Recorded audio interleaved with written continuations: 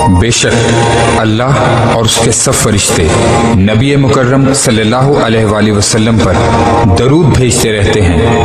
اے ایمان والو، تم بھی ان پر درود بھیجا کرو اور خوب۔ بسم اللہ الرحمن الرحیم۔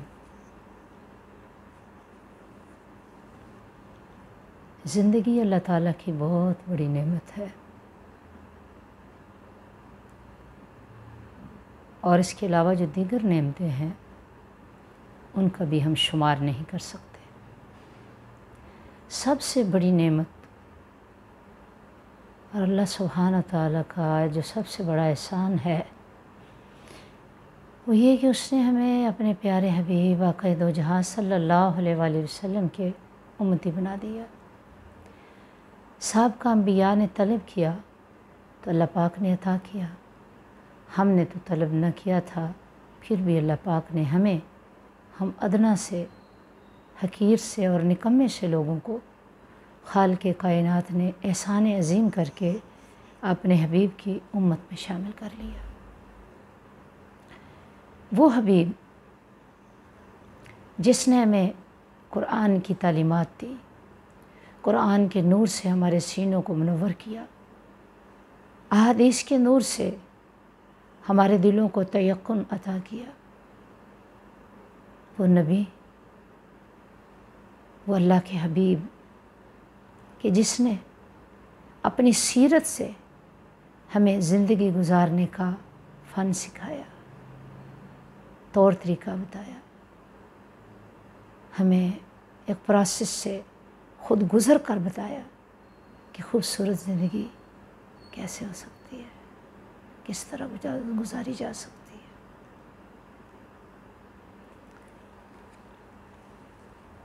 تو فرمایا حضرت علی المرتضیٰ رضی اللہ تعالیٰ عنہ سے روایت ہے، اور یہ علامہ جلال الدین سیوطی نے لکھی ہے۔ وہ کہتے ہیں کہ مولا علی مرتضیٰ رضی اللہ تعالیٰ عنہ کہتے ہیں کہ رسول خدا صلی اللہ علیہ وسلم نے فرمایا، ادبوا اولادکم علی ثلاث خصال،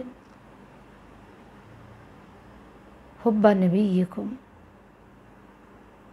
وحب اہل بیتہ وقراءۃ القرآن فإن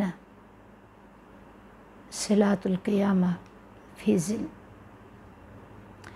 اللہ یوم القیامہ یوم لا ظل الا ظلہ مع انبیائہ واصفیائہ۔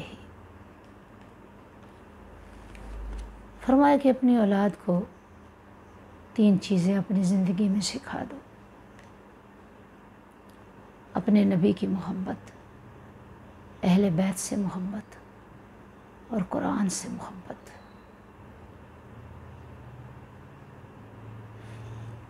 فرمایا میں 2 چیزیں تم میں چھوڑ کر جا رہا ہوں، ایک میری اہل بیت اور ایک اللہ کی کتاب۔ تم ان کو تھام کر رکھو گے تو کبھی گمراہ نہیں ہوگے، کبھی زندگی میں کوئی پریشانی تمہارے اندر نہیں آئے گی۔ اب اہل بیت سے محبت کیوں ضروری ہے؟ اس لیے کہ اہل بیت از دی فیملی آف رسول، they were nearest to پیغمبر صلی اللہ علیہ وآلہ وسلم۔ They have seen the practices done by the Holy Prophet صلی اللہ علیہ وآلہ وسلم۔ They knew what is the action, what are the amal, what are the days and nights of the Prophet Muhammad sallallahu alaihi wasallam. تو چونکہ اہل بیت رسول اللہ صلی اللہ علیہ وسلم کے قریبی تھے، فرمایا قل لا اسألکم اجرا الا المودۃ فی القربى، میں تم سے، اے دنیا والوں، میں تم سے کسی اجر کا سوال نہیں کرتا، کوئی صلہ، کوئی ریوارڈ میں تم سے نہیں مانگتا کہ میں نے اللہ کا دین پہنچایا، محنت کی، مشقت کی، تکالیف اٹھائیں، مصائب علام برداشت کیے، میں تم سے کوئی اجر نہیں مانگتا۔ ہاں، تم سے اپنی اہل بیت کے ساتھ مودت مانگتا ہوں، محبت مانگتا ہوں۔ اور فرمائے کہ اہل بیت میرا گھرانہ ہے۔ اہل بیت سے مراد ازواج مطہرات بھی ہیں، اہل بیت سے مراد مولا علی شیر خدا ہیں، سیدہ فاطمہ ہیں، حسنین کریمین ہیں، یعنی آل علی، آل عقیل، آل جعفر اور آل عباس، یہ اہل بیت رسول ہے۔ فرمایا ان سے محبت رکھنا، اور کہا اللہم ہؤلاء اہل بیتی من احباہ احبنی، یا اللہ یہ میرے اہل بیت ہیں، جس نے ان سے محبت کی اس نے مجھ سے محبت کی، ومن احبانی احب اللہ، اور جس نے مجھ سے محبت کی اس نے اللہ سے محبت کی۔ یعنی محبت اہل بیت ایمان کی کسوٹی ہے۔ غدیر خم کے مقام پر مباہلہ کے وقت جب عیسائی پادریوں سے مباہلہ ہوا تو اللہ کے نبی صلی اللہ علیہ وسلم نے کہا ہاں تم اگر اللہ رب العزت کی وحدانیت پر ایمان نہیں لاتے تو بتاؤ کیسے لاؤ گے؟ اکٹھے ہو گئے، کہا جو تمہیں پیارے ہیں لے آؤ، اگر تم ان کی قسم اٹھاتے ہو تو پھر ہم ایمان لے آئیں گے۔ تو اللہ کے نبی نے اپنے اہل بیت پنج تن پاک کو اپنی کملی میں چھپایا۔ کون کون تھے؟ مولا علی شیر خدا، علی المرتضیٰ رضی اللہ تعالیٰ عنہ، سیدہ فاطمہ الزہرا، امام حسن، امام حسین، اور سیدہ عائشہ خدیجہ رضی اللہ تعالیٰ عنہ، کملی میں چھپائے اور آسمان کی طرف دیکھا اور قسم اٹھائی مولا یہ میرے اہل بیت ہے، اگر میں سچا ہوں تو ان نصارہ کو، ان پادریوں کو ایمان کی توفیق عطا فرما۔ تو پھر بعد میں ان میں سے پادریوں نے ایمان قبول کر لیا۔ فرمائیے اہل بیت مجھ سے ہیں، فرمایا الحسین منی و انا من الحسین، کوئی حسین مجھ میں سے ہے اور میں حسین میں سے ہوں۔ پھر جو فرمایا تین چیزیں، پہلی تو یہ ہو گئی، دوسری تمہارے نبی کی محبت، اب آقا دو جہاں صلی اللہ علیہ وسلم سے محبت ایمان ہے۔ دیکھیں نا دنیا میں بھی ہم لوگوں سے محبت کرتے ہیں، کوئی محبوب ہوتا ہے لیکن دنیا کے محبوب تو چھوڑ جاتے ہیں، مشکل وقت آیا تو ساتھ چھوڑ دیا۔ لوگوں اللہ سے کہ نبی سے محبت کرو، اللہ سے محبت کرو، اللہ سبحانہ و تعالیٰ سے محبت کرو، کہ وہ محبت کے یہ پیمانے ہیں جو کبھی چھوڑتے نہیں۔ فرمایا اپنے نبی سے محبت اپنی اولاد کے دلوں میں ڈال کے جاؤ، اس لیے کہ جس کے سینے میں نبی سے محبت ہے وہ گمراہ نہیں ہو سکتا۔ تو اللہ پاک نے اس لیے تصدیق قرآن پاک میں فرمائی قُلْ إِن كُنتُمْ تُحِبُّونَ اللَّهَ فاتبعونی یحببکم اللہ، کہ لوگوں اگر تم چاہتے ہو کہ اللہ تم سے محبت کرے تو پھر میری اتباع کرو، میری پیروی کرو، مجھے فالو کرو، میری سیرت کو اپناؤ۔ یحببکم اللہ، اللہ تمہیں اپنا محبوب بنا لے گا، ویغفر لکم ذنوبکم، اور تمہارے گناہوں کو معاف کر دے گا۔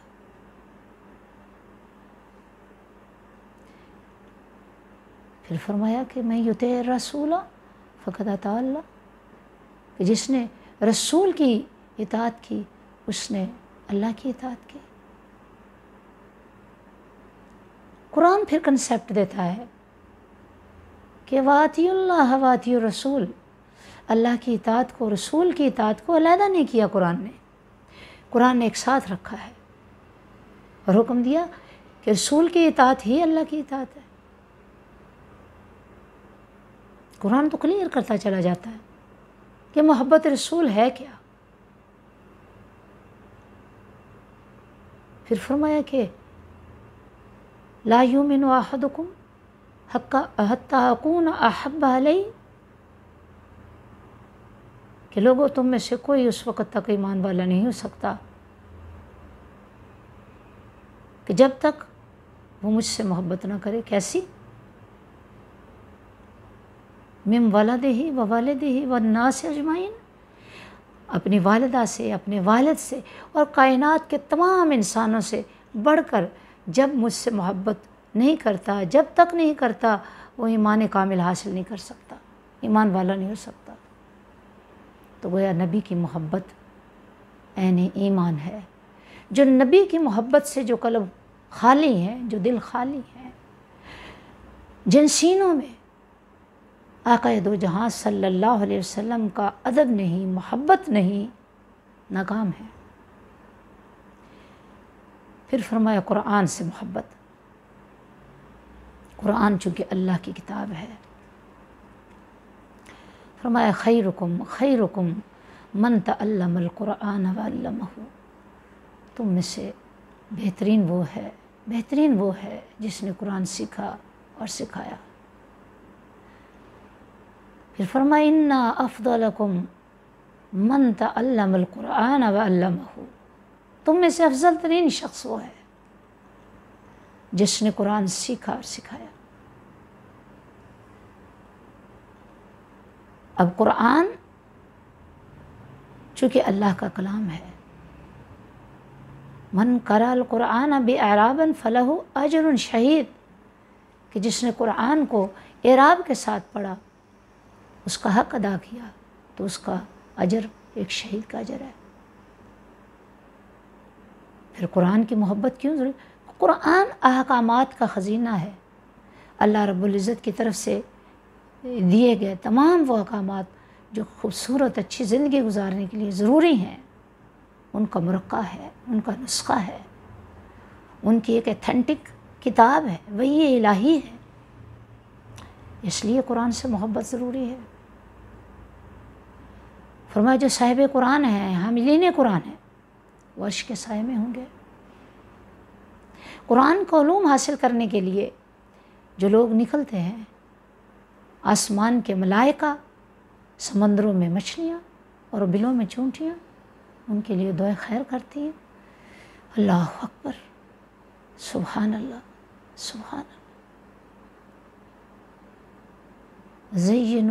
زینوا القرآن باصواتکم، فرمایا قرآن سے محبت کرتے ہو قرآن کو ایسے پڑھو جیسے ایک مغنی نغمہ گاتا ہے، جیسے گانا پڑھتا ہے، گانا گاتا ہے، سنگنگ کرتا ہے، ایسے پڑھو۔ جو قرآن والا ہو جاتا ہے، قرآن اس کا ہو جاتا ہے۔ جو قرآن کو اپنے قول میں، اپنے فعل میں اتار لیتا ہے، اپنی سوچ میں اتار لیتا ہے، اپنے اعمال میں اتار لیتا ہے، پھر وہ حامل قرآن ہو جاتا ہے۔ اور حامل قرآن کا شمار ملائکہ کے ساتھ ہوگا۔ فرمایا قرآن کا طالب علم جب گھر سے نکلتا ہے تو اگر وہ رستے میں وفات پا جائے تو شہید ہے۔ سبحان اللہ، سبحان اللہ۔ تو میرے بھائیوں، میری بہنوں، اے امت مصطفیٰ، اپنی زندگی میں اپنی اولاد کو یہ 3 تربیتیں دے کر جانا، یہ 3 خزانے دے کر جانا: محبت رسول، محبت اہل بیت اور محبت قرآن۔ اگر یہ تینوں حاصل کر لیں گے تو کبھی گمراہ نہیں ہوں گے، کیونکہ محبت رسول سے ایمان کامل ہوتا ہے اور انسان رسول پاک صلی اللہ علیہ وسلم کو فالو کر سکتا ہے۔ بھئی جس سے محبت ہو اسی کا تو کہنا مانا جاتا ہے، اسی کی تو پیروی کی جاتی ہے، اسی کو تو فالو کیا جاتا ہے۔ پھر جن سے محبت ہو ان کی سیرت کو سامنے رکھا جاتا ہے، ان کے شب و روز کو سامنے رکھا جاتا ہے کہ کیسے گزارے۔ پھر وہ کتاب جو اللہ رب العزت کی محبت برے احکام پر مبنی ہے، شریعت پر مبنی ہے، اصول و ضوابط پر مبنی ہے، قوانین پر مبنی ہے، حدود و قیود پر مبنی ہے کہ زندگی ایسے نہیں، ایسے گزارنی ہے، عبادت ایسے نہیں، ایسے کرنی ہے۔ ایک خوبصورت زندگی گزارنے کا پیمانہ کیا ہے اور کیا نہیں ہے، یہ اللہ کا کلام قرآن بتاتا ہے۔ دعا کرتے ہیں کہ پروردگار عالم ہمیں اپنی اولادوں کو اس رنگ میں ڈھالنے کی توفیق عطا فرمائے۔ والسلام۔